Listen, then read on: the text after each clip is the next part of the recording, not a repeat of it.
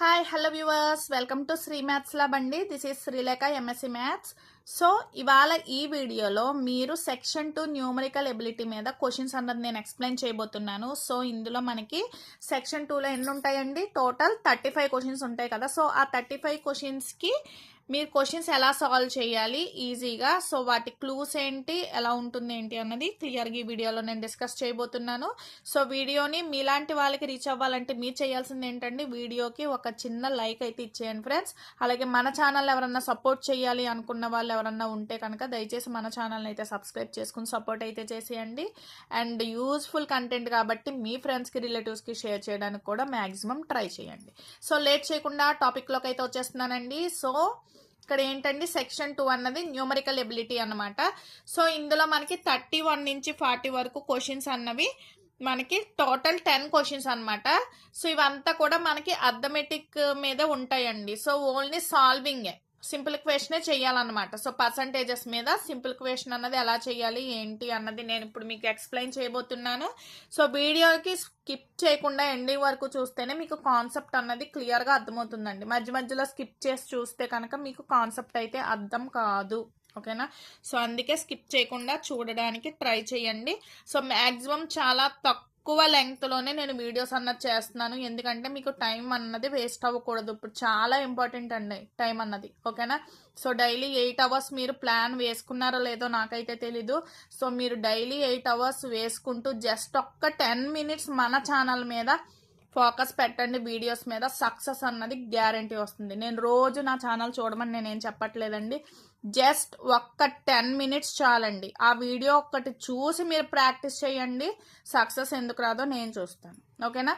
So మిమ్మల్ని support చేయడానికి నేనున్నాను. సో నన్ను సపోర్ట్ చేస్తారని మీరు అనుకుంటున్నాను. ఓకే? సో ఇప్పుడు చూడండి, ఈ క్వశ్చన్స్ ఉన్నాయి కదా. సో ఇప్పుడు క్వశ్చన్ మార్క్ ఇచ్చాడు. సో పర్సంటేజెస్ ఇలా నెంబరింగ్స్ అన్నది ఇచ్చాడు కదా, ఇవి ఆప్షన్స్ అనమాట. సో టోటల్ వీటి మీద మనకి 10 క్వశ్చన్స్ ఉంటాయి. సో ఆ ప్రాబ్లం ఎలా చేయాలన్నది చెప్తున్నాను చూడండి. సో చాలా ఈజీ అండి, ఏమీ ఉండదు. ఇచ్చిన ప్రాబ్లం ఇదే కదా. సో పర్సంటేజ్ క్వశ్చన్ మార్క్లో ఇచ్చాడు. సో పర్సంటేజ్ వాల్యూ ఎంత అన్నది ఇక్కడ ఫైండ్ అవుట్ చేయమన్నాడు కాబట్టి మనకు తెలియదు. సో పర్సంటేజ్ కాబట్టి బై 100 వేసానండి. ఓకేనా? సో ఇక్కడ 28% కాబట్టి 3500కి 28% వేసాను, విచ్ ఈజ్ ఈక్వల్ చేశాను అంతే. సో క్లియర్గా ఏం చేస్తున్నానండి, దీన్ని ఓన్లీ సింప్లిఫికేషనే చేస్తున్నాను, ఏమీ చేయట్లేదు. సో ఫైనల్గా మనకి క్వశ్చన్ మార్క్ అన్న వాల్యూ ఎంత వస్తుంది అన్నది స్టెప్ బై స్టెప్ సింప్లిఫై చేసుకుంటూ వచ్చాను అంతే అండి. ఓకేనా? సో క్లియర్గా ఏమవుతుందండి, 53 ఇస్ ద ఆన్సర్ అవుతుంది. అలాగే మనకి ఇక్కడ ఎన్ని క్వశ్చన్స్ ఉన్నాయి అలాగా, సో ఇదిగోండి 32 క్వశ్చన్ ఇది. ఓకేనా? సో వాటికి సంబంధించిన క్లూ ఇది. సో 32 క్వశ్చన్కి క్లూ ఇదండి. సో సింపుల్గా సింప్లిఫికేషన్ చేయడం, దీని రూట్ వాల్యూ ఫైండ్ అవుట్ చేశాడు, సో వేశాడు. సో నెక్స్ట్ క్వశ్చన్ ఇదండి. సో 34th క్వశ్చన్ ఏంటో చూడండి. సో 34 క్వశ్చన్ ఇదండి, పాయింట్స్లో ఇచ్చాడు. అవునా? సో ఏది ఇచ్చినా మనం సింప్లిఫికేషన్ చేయడంలోనే ఉంటుంది, దానివల్ల ప్రాబ్లం అయితే ఏముండదు. సో ఇదిగోండి, సో ఇక్కడ చూడండి. సో క్లియర్గా పాయింట్స్లోనే వేసి సింప్లిఫై చేశాను అనమాట. ఓకేనా? సో అది. సో నెక్స్ట్ వచ్చి 35 క్వశ్చన్ అదిగోండి. So square root question mark అన్నాడు. సో స్క్వేర్ రూట్ వాల్యూవే ఫైండ్ అవుట్ చేయాల్సి వస్తుంది. ఓకేనా? సో 35 క్వశ్చన్కి చూడండి ఎలా చేశాడో. సో క్లియర్గా స్టెప్ బై స్టెప్ మీరు చూసుకుంటూ వస్తే అర్థమైపోతుందండి. ఇక్కడ ఏంటి, స్క్వేర్ రూట్ కదా. సో అటు ఇటు స్క్వేర్ క్యాన్సిల్ అవ్వాలంటే ఏం చేయాలండి, హోల్ స్క్వేర్ చేయాలి. సో అదే చేశాడు. ఓకేనా? స్క్వేర్ ఇటు వచ్చిందంటే స్క్వేర్ రూట్ హోల్ స్క్వేర్ అవుతుంది. సో అదే క్లియర్గా చేశాడు, ఆన్సర్ వచ్చేసింది. సో అలాగా నెక్స్ట్ ఇదిగోండి, ఇవి టోటల్గా 35, 36, 30 మొత్తం 40 క్వశ్చన్స్ కదా. సో 40 క్వశ్చన్స్ ఇవి. సో ఓన్లీ మనం సింప్లిఫికేషన్ చేయడం మాత్రమే. సో వాటి క్లూస్ అండి, 36 క్వశ్చన్ క్లూ ఇది. ఓకేనా? So this is 37. ఫ్రాక్షన్స్లో ఇచ్చాడు. సో ఫ్రాక్షన్స్లో ఇచ్చిన ఏం ప్రాబ్లం ఏం లేదు. మిక్స్డ్ ఫ్రాక్షన్స్ ఇచ్చాడు, నార్మల్ ఫ్రాక్షన్స్లో కన్వర్ట్ చేసేసి సింప్లిఫికేషన్ చేశాడండి అంతే. ఓకేనా? సో ఇదంతా కూడా అర్థమెటిక్ కాన్సెప్ట్ అండి ఇదంతా కూడా. సో మీకు మెయిన్గా బేసిక్ ఆపరేషన్స్ మీద ఐడియా ఉంటే ఈజీగా చేయగలుగుతారు. ఓకేనా. సో ప్లస్లు మైనస్లు వేయడం అన్నది చాలా జాగ్రత్తగా చూసుకోవాలండి. మనకి ఇక్కడ ఆల్జిబ్రాయిక్ ఫార్ములాస్ అన్నీ కూడా పక్కనే మీకు ఇదిగోండి. సో ఇలాగా ప్రతిదానికి కూడా సిన్స్ పార్ట్లో చక్కగా క్లూస్ అన్నది ఇవ్వడం అన్నది జరిగింది. సో జాగ్రత్తగా చూడండి. సో ఇక్కడ వరకు 40 క్వశ్చన్స్ వరకు అదండి. ఓకేనా. సో నెక్స్ట్ ఏమి ఇచ్చాడు అంటే నెక్స్ట్ క్వశ్చన్ చూడండి. ఇక్కడ మనకి 41 నుంచి 45 ఇక్కడ కొన్ని రిలేషన్స్ అన్నది ఇచ్చాడు. ఓకేనా. సో కండిషన్ రిలేషన్స్ ఇవి ఆన్సర్స్ అన్నమాట. సో ఇవి క్వశ్చన్స్ అండి. సో ఇక్కడ ఏంటండి నెంబర్ 1 నెంబర్ 2 ఇచ్చాడు. మొన్న లాస్ట్ టైం సెట్లో ఏమి ఇచ్చాడు, సమ్ స్టేట్మెంట్స్ ఇచ్చాడు, ట్రూ ఆ ఫాల్స్ అన్నది చెక్ చేయమన్నట్టు ఇచ్చాడు. సో ఇక్కడ ఏమిటి ఇచ్చాడండి, సో ఇక్కడ ఒక ఫార్ములా లాగా ఇచ్చాడు, సారీ ఈక్వేషన్ లాగా ఇచ్చాడు, ఇక్కడ ఒక ఈక్వేషన్ లాగా ఇచ్చాడు. అవునా. సో క్లియర్గా ఇది ఏం చేస్తామంటే రిలేషన్ చెక్ చేయాలంటే మనకి ఇక్కడ ఏం తెలియాలి, XY వాల్యూస్ అన్నది క్లియర్గా తెలియాలి. సో ఇచ్చిన ఈక్వేషన్స్ని బట్టి సింప్లిఫికేషన్ చేస్తూ XY వాల్యూస్ ఫైండ్ అవుట్ చేస్తాం. So XY values find out చేసిన తర్వాత సో వాటి రిలేషన్ ఎలా ఉంటుంది ఏంటి అన్నది మీరు డిసైడ్ అయ్యి ఆప్షన్ అన్నది చూజ్ చేసుకుంటారనమాట. సో ఈ ప్రతి క్వశ్చన్ కూడా అంతేనండి. చూడండి ఇదేమో X టర్మ్లో ఉంది. అవునా. నెక్స్ట్ సెకండ్ వన్ వచ్చి Y దాంట్లో ఉంది. అంతేనా. సో ఇది Xలో ఉంది, ఇది Yలో ఉంది. సో క్లియర్గా చూడండి, ఓ దానికి X వాల్యూ వస్తుంది, ఓ దానికి Y వాల్యూ. సో అలా ఫైండ్ అవుట్ చేయాలి. సో వాటి క్లూస్ చూపిస్తున్నాను చూడండి. సో ఇదిగోండి. సో ఇది ఈక్వేషన్ 1 నుంచి చూడండి. సో దీని నుంచి మనం ఎల్సిఎం ఫైండ్ అవుట్ చేశారు. స్క్వేర్ రూట్ x అవుతుంది, x మైనస్ √6. సో క్లియర్గా X వాల్యూ ఎంత వచ్చిందండి, √6 వచ్చింది. సో సెకండ్ ఈక్వేషన్ ఇది కదా ఇచ్చాడు. సో దీని నుంచి Y వాల్యూ అన్నది ఫైండ్ అవుట్ చేశాడండి. అవునా. సో 1/2 అంటే స్క్వేర్ రూటే కదా, స్క్వేర్ హోల్ క్యూబ్ అని చెప్పి రాయొచ్చు 3/2ని. ఓకే ఓకేనా. సో అదే సింప్లిఫై చేసాం. సో x కూడా ఏమొచ్చిందండి, సేమ్ వచ్చే. సో క్లియర్గా x = y అయ్యింది. సో ఆప్షన్ 5 అన్నది ఆప్షన్ కరెక్ట్ ఆన్సర్ అనమాట. సో అలాగే నెక్స్ట్ క్వశ్చన్ చూడండి. సో ఇక్కడ ఎక్స్లో ఇచ్చాడు. అవునా. సో దాన్ని జాగ్రత్తగా స్టెప్ బై స్టెప్ ఇలా సింప్లిఫికేషన్ చేసుకుంటూ వెళ్ళాలి. సో ఫైనల్గా X వాల్యూ ఎంత వచ్చిందండి, 5 వచ్చింది. సో అలాగే మళ్ళీ Y దీన్ని ఫ్యాక్టర్స్ ఫైండ్ అవుట్ చేశాడు. సో Y వాల్యూ ఎంత వచ్చిందండి, 3 or 5, అది కానీ ఇది కానీ వచ్చింది. సో కండిషన్ ఏమవుతుందండి, X అన్నది 5, ఇది 3 కానీ 5 కానీ. సో ఈక్వల్ టు, అవునా. So greater than or equals to X value 5 కాబట్టి so greater than or equals to Y అని చెప్పి రాసామన్నమాట. సో అలాగా ప్రతి ప్రాబ్లం అలాగే చేయాలండి. So X value find out చేయడం, Y వాల్యూ ఫైండ్ అవుట్ చేయడం, సో వాటి మధ్య రిలేషన్ ఎలా ఉంది ఏంటి అన్నది చెక్ చేయాలి. ఓకేనా. సో ఇవి మొత్తం క్వశ్చన్స్ అన్నిటికి క్లూస్ ఇంతవరకు. ఓకేనా. సో 45 వరకు ఉన్న క్వశ్చన్స్కి క్లూస్ అండి అవి. సో నెక్స్ట్ వచ్చేసి ఏంటంటే ఇవి ప్రాఫిట్ లాస్ల మీద క్వశ్చన్స్, PTR/100, ఇంట్రెస్ట్ రేట్స్ వాటి మీద క్వశ్చన్స్ అనమాట. సో ఇది క్వశ్చన్స్ ఇవన్నీ, ఇవి కూడా మనకి ఒక 10 క్వశ్చన్స్ వరకు కూడా ఇస్తాడు. ఓకేనా అండి. So 10 questions. ఇది చూడండి సర్కిల్స్ మీద క్వశ్చన్ అండి. ఓకేనా. Coordinate geometry. సో వీటికి సంబంధించి ఏరియాస్ గురించి మనకి ఫార్ములాస్ తెలిస్తే ఈ ప్రాబ్లం అయిపోయినట్టే. ఓకేనా. సో అన్నీ కూడా నేను క్లియర్గా మీకు క్లూస్ అన్నది ఇస్తాను, డోంట్ వరీ. సో జాగ్రత్తగా చూసి క్వశ్చన్ జాగ్రత్తగా చదవడం. ఓకేనా. క్లూస్ అన్నది మీకు ఇప్పుడు నేను చూపిస్తాను చూడండి. సో ఇవన్నీ క్వశ్చన్స్ అండి.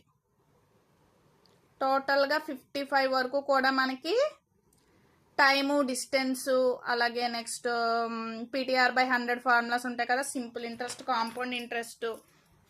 సో వాటి మీద ఉన్న క్వశ్చన్స్ అనమాట. సో ఇప్పుడు క్వశ్చన్ చూడండి. So first question. సో ఇప్పుడు సపోజ్ ఒక్క ప్రాబ్లం అయితే మీకు ఎక్స్ప్లెయిన్ చేస్తాను. ఓకే. సో ప్రాబ్లం ఎక్స్ప్లెయిన్ చేస్తాను ఒకటి. సో దాన్ని బట్టి మీరు రిమైనింగ్ చేద్దాం. సో ఇక్కడ ఏం చెప్తున్నాడండి, ఏ person divided 2523 into 2 parts and deposit them the names of A and B of his 2 persons for 3 and 5 years at compound interest respectively అన్నాడు. ఓకేనా. So if both same amount at the same interest 5% interest అంట per యానంకి. So రెండాటికి same interest ఇచ్చాడండి. కాకపోతే years అన్నది ఒకటేమో 3 yearsకి వేసాడు, ఒకటేమో 5 yearsకి వేసాడు.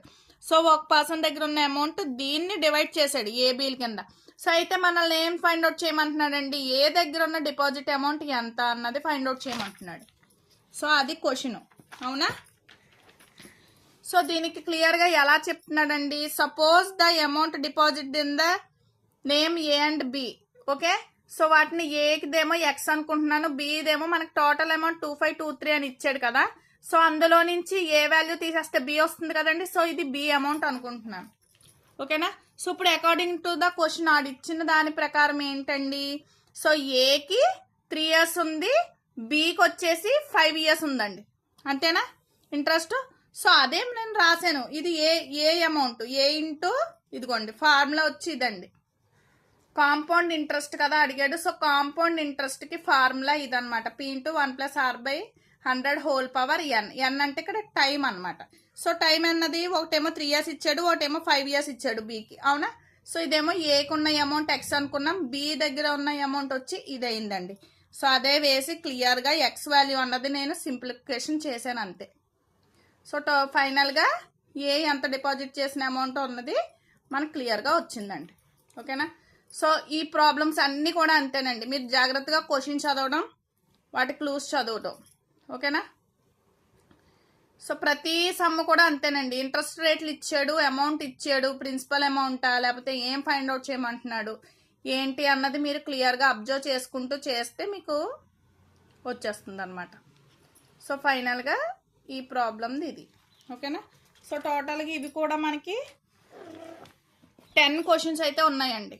సో మీకు ప్రతిదీ ఇప్పుడు చూడండి, ఇంకోండి ఇక్కడ వచ్చేసి మనకి ఇందాక చూపించాను కదా, ఏంటది జామెట్రీ మీద క్వశ్చన్ అని చెప్పి, ఇంకోండి సర్కంఫరెన్స్ సర్కిల్ అని చెప్పి ఇచ్చాడు చూడండి, పెరిమీటర్ ఇవన్నీ కావాలి కదా. సో వాటికి సంబంధించిన ఫార్ములాస్ కూడా ఇక్కడే ఉన్నాయి. సో క్వశ్చన్ ఏమి ఇచ్చాడో జాగ్రత్తగా చదవడం. సో ఇక్కడ ఏంటి, ఏరియా ఆఫ్ ద స్క్వేర్ ఇచ్చాడంట, అంటే ఫార్ములా ఏంటండి, సైడ్ స్క్వేరే కదా. సో రాసాం. So according to the question నుంచి ఆడిచ్చిన కండిషన్ ఏది రాసాం. సో పెరిమీటర్ ఆఫ్ ద స్క్వేర్కి ఫార్ములా అప్లై చేసుకుంటూ వాల్యూ R1 అన్నది ఒకటి ఫైండ్ అవుట్ చేశారు. So distance of the circle find out చేయమన్నట్టున్నాడు. సో డిస్టెన్స్ అన్నది ఎలా వచ్చింది, D/2 కదా. సో ప్రతి దానికి మీకు నేను ఫార్ములా అన్నది క్లియర్గా ఇచ్చానండి. సో ఫైనల్గా R2 వచ్చింది. సో దాని నుంచి మనం సర్కిల్ బీకి ఏరియా అన్నది ఫైండ్ అవుట్ చేయమన్నాడు. సో ఫైండ్ అవుట్ చేసాం. సో అలాగే మీరు క్వశ్చన్ చదవడం, ఆన్సర్ క్లియర్గా తెలుసుకోవడం, ఓకేనండి. సో ఇది 50 క్వశ్చన్. సో నెక్స్ట్ వచ్చేసి ఇన్వెస్ట్మెంట్స్ మీద ఉన్నట్టుంది. సో అది okay. So each and every question explain చేస్తూ చెప్పాలంటే మీకు చాలా టైం వేస్ట్ అవుతుందని చెప్పి నేను ఒక ప్రాబ్లం మోడల్కి నేను మీకు ఎలా చేయాలన్నది ఎక్స్ప్లెయిన్ చేసి క్లూస్ ఇస్తున్నానండి, ఓకేనా. సో మీకు ఇంకా ఏమన్నా డౌట్స్ ఉంటే కనుక కామెంట్ సెక్షన్లో కామెంట్ చేయొచ్చు. సో ఇది చూడండి, డిస్టెన్స్, టైం, డిస్టెన్స్, స్పీడ్ మీద ఫార్ములాని బట్టి యూజ్ చేసుకుని వేశాడు, ఓకేనండి. సో అంతే. సో ఇది ప్రాబబిలిటీలో ఉంది, క్వశ్చన్ ఇచ్చాడు. సో అది కూడా జాగ్రత్తగా క్వశ్చన్ చదవండి, మీకు ఆన్సర్ అన్నది అర్థమైపోతుంది, ఓకేనా. సో టైమ్స్ మీద ఒక క్వశ్చన్. సో నెక్స్ట్ వచ్చేసి లాస్ట్ వన్. సో అక్కడికి అది అయ్యింది కదా. సో నెక్స్ట్ వచ్చేసి ఏమి ఇచ్చాడండి, సో నెక్స్ట్ మనకి ఇంతవరకు అయ్యింది కదా.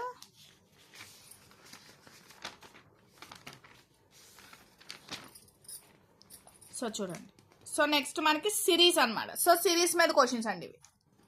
సో ఇది ఒక నెంబర్ సిరీస్ మీద ఒక 5 క్వశ్చన్స్ అన్నీ ఉంటాయి. సో ఇవి క్వశ్చన్స్, ఇదిగోండి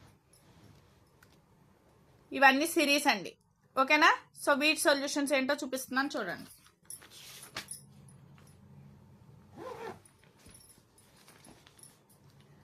సో క్లియర్గా చూడండి, ఇది ఒక సిరీస్ అండి. సో డిఫరెన్సెస్ అన్నది ఎలా వచ్చాయి అన్నది ఇదిగోండి ఇలా చూడండి. సో మళ్ళీ వీటి డిఫరెన్సెస్ చెక్ చేశాడు. సో ఫైనల్గా ఆన్సర్ ఎలా వచ్చింది అన్నది తెలుస్తుంది అనమాట.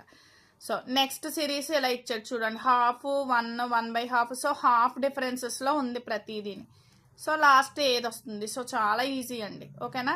సో నెక్స్ట్ చూడండి, సో వీటికి కూడా డిఫరెన్సెస్ ఎలా ఉన్నాయో ఫైండ్ అవుట్ చేయండి. సో ఇక్కడ మనకి రిలేషన్షిప్ ఈ డిఫరెన్స్లు అయిన తర్వాత నెక్స్ట్ ఎలా ఉందన్నది మీరు చెయ్యాలి. సో ఏం చేస్తే వస్తుందండి, 3 × 2, 3 2s are 6 వచ్చింది, 6 2s are 12. సో ఇక్కడ మల్టిప్లై చేస్తే నెక్స్ట్ వస్తుంది అనమాట.